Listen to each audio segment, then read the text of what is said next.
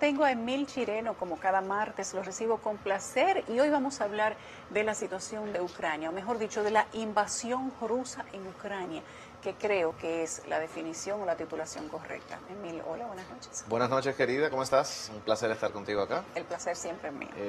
Yo creo que el nombre con el que tú llames a esa guerra depende de cuál sea tu posición ideológica o cuáles medios tú consumas. Porque si consumes un medio que es muy, digamos que crítico de Putin, le dicen la guerra de Putin, así mismo. O de Putler. Ajá, o de Putler. De Putler. Si tú oyes un medio que dice la operación especial militar en Ucrania, Es obviamente ruso. RT, o Sí. quizás Sputnik. Sí. Y si tú oyes la guerra entre Rusia y Ucrania, quizás esos son la mayoría de los medios mainstream, BBC y tal, o la invasión rusa de Ucrania. Invasión rusa a Ucrania, dice el BBC. Yo sé que nosotros tenemos un pequeño grado de saturación, diría yo, mediática con este asunto, porque obviamente todos los días está en el periódico. Casi un mes. Casi un mes, los titulares, bueno, por lo menos de los medios internacionales, Muerto, diariamente. muerto, bomba, bombardeo, muerto, ataque, violación de derechos, corredores humanitarios, falta de comida. Es un hilo de desgracia todo lo que se publica en Ucrania y ciertamente eso es lo que está pasando. Y videos de todo lo que tú acabas de decir, que esa yo creo que es la razón principal por la que la atención mediática es tan alta. Lo cierto es que luego de un mes es evidente que las predicciones de los expertos militares sobre la victoria rápida que tendría Rusia sobre Ucrania simplemente no fueron ciertas. Fíjense que la guerra se encuentra ahora en un estadio que algunos llaman, si se quiere, de tranque, porque el avance militar de Rusia no es realmente lo suficientemente rápido como para decirse que estamos cerca de una victoria, todo lo contrario. Y a un mes después eso no, tal vez no era así que lo esperaba Rusia. En lo absoluto, todo lo contrario. De hecho, sorprende mucho la cantidad de militares muertos de ambos lados, pero específicamente del lado ruso, que se supone que tiene mejores condiciones materiales y un ejército que se supone que está mucho mejor equipado que el de Ucrania. Uno no puede creer en cifras ahora mismo, pero algunas fuentes que he leído tienen números tan divergentes de fallecidos en el ejército ruso que van desde los 7.000 hasta los 15.000. Pero si uno tira números, eso, por ejemplo, en el caso de Rusia, aunque sean 7.000, digamos, que el límite más bajito, eso es mucho más de todos los soldados americanos que murieron durante la guerra en Irak, en casi 20 años. Estados Unidos no perdió 3.500 soldados, Rusia ya va por 14.000. O sea, eso te habla a ti un poco de la diferencia que hay en la forma en que se planificó esta operación militar. Pero más que yo concentrarme en las debilidades de la estrategia militar de Rusia, en la fuerte resistencia que ha puesto Ucrania, de hecho, me sorprende que todavía el presidente ande sacando videos en las calles de Kiev y en su oficina. O sea, eso te dice a ti que por lo menos el espacio aéreo de Kiev, a pesar de que está siendo objeto de bombardeos, no está completamente dominado por Rusia. Eso me sorprende. Ahora, ¿qué vamos a esperar? Que es la pregunta que hace todo el mundo. ¿Cuál es el final de la película? ¿En qué momento empieza a cesar el bombardeo? ¿Cuál es el final? Porque ¿qué día va a cesar? No sé. Ahora, hay tres escenarios que yo veo que son posibles. Y uno es muy probable y otro es muy poco probable. Para mí el muy probable, lamentablemente, es el que esto se va a extender por muchos meses. Ay. No lo aguanta Ucrania. No lo aguanta Ucrania, uno pensaría que Rusia y el pueblo tampoco, pero bueno, no sé, lo aguantarán. Lo que pasa es que Rusia, dentro de su territorio, no está siendo bombardeado. Claro, no es lo mismo. No es lo mismo. Claro. Su economía sigue dependiendo de lo que depende. Su gente sale normalmente, los trabajos están, los supermercados están, los hospitales están. Ucrania no. Ucrania no. El nivel de destrucción que tiene Ucrania no aguanta muchos meses. Yo entiendo que no, pero también acuérdate que hay un factor que hace que esto se prolongue. Y me siento orgulloso de decirte esto, porque uno, cuando trata de analizar las cosas, en la mayoría de las ocasiones, como uno analiza con sesgos personales, uno no la pega. A mí uno que me dijo en Twitter, Emil es tan brillante, pero no pega una, me dijo uno el otro día en Twitter. Yo no estoy de acuerdo con él, yo creo que he pegado muchas. Pero hay una en la que sí he acertado, y es que la guerra de guerrillas, eso es en geopolítica, en geoestrategia, eso es una constante en todas las grandes operaciones militares.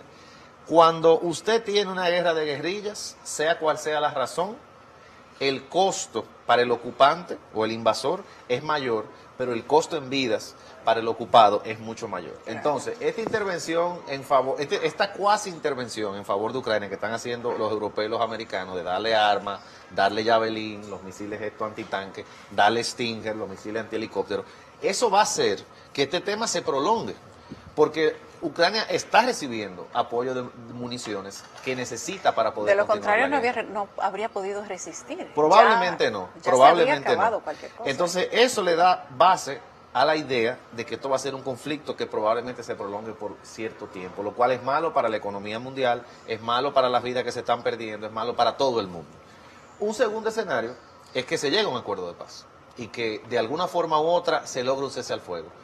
Mi problema con ese segundo final de la película es que aquí lo que está en juego, en el caso de Putin, es todo su legado político, su esencia política, todo lo que él ha defendido como la agenda de Rusia desde que él comenzó, está en juego en Ucrania. O sea que retirarse, entre comillas deshonrosamente, o sin haber obtenido los objetivos que él le propuso a su pueblo, es un golpe muy fuerte para él y para ese etos que él ha construido del padre del nuevo cuasi imperio ruso, de ese expansionismo ruso. O sea que él se está jugando su carrera, en mi opinión.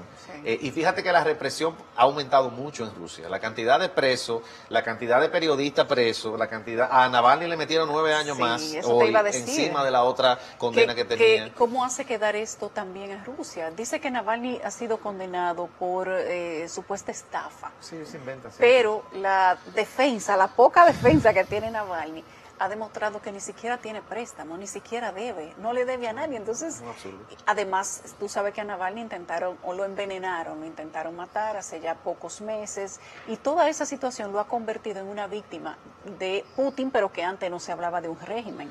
Ya Putin se está empezando a ver como una persona autoritaria. Es indispensable que sea así. Porque si el país está en una crisis económica profunda, si el rublo se devalúa como se está devaluando en un 30-40%, si no hay condiciones económicas para que muchas personas se queden en Rusia, ¿qué tú crees que la gente va a pedir? Que se pare la guerra. Entonces, para tú poder reprimir ese sentimiento popular, tú tienes que usar la violencia. Por eso es que una revista muy popular, y que yo leo mucho, decía el otro día, que llegamos a la estalinización de Rusia. Mientras Stalin estuvo en las operaciones militares de la Segunda Guerra Mundial y antes, sacrificando la vida de muchos soldados rusos, ¿qué hacía él domésticamente?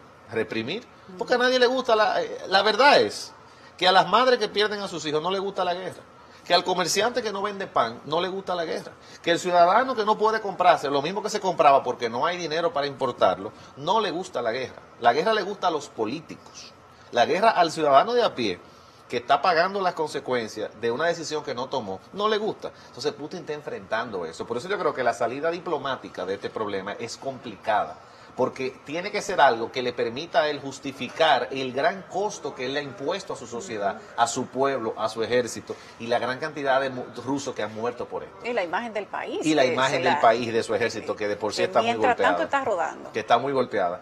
Y el tercer escenario para mí es el de ciencia ficción y de la gente que tienen unos sesgos irrealistas con Putin. Y es diciendo a algunos que creen que quizá esta crisis sea tan grande que se force una salida de Putin del poder, como que va a dar un golpe. ¿Por qué es tan grande? Yo eso lo veo como poco probable, muy poco probable. Porque si allá lo que ha logrado hacer Vladimir Putin en Rusia es consolidar el poder que tiene, no, y su liderazgo, es suprimir las voces que le adversan en su círculo más inmediato. Bueno, tenía dos, uno apareció muerto y el otro está preso. Correcto, entonces yo no creo que ese tercer escenario sea muy factible. Entonces, el primero, que esto se prolongue por muchos meses, el peor para el mundo, para Ucrania, para Rusia. El segundo, un acuerdo de paz, que lo veo difícil si Ucrania no cede, de forma tal que le permita a Putin legitimarse frente a su pueblo. Y el tercero, que lo veo casi... eso no sería un acuerdo, eso no es un acuerdo. Es una capitulación, esencialmente.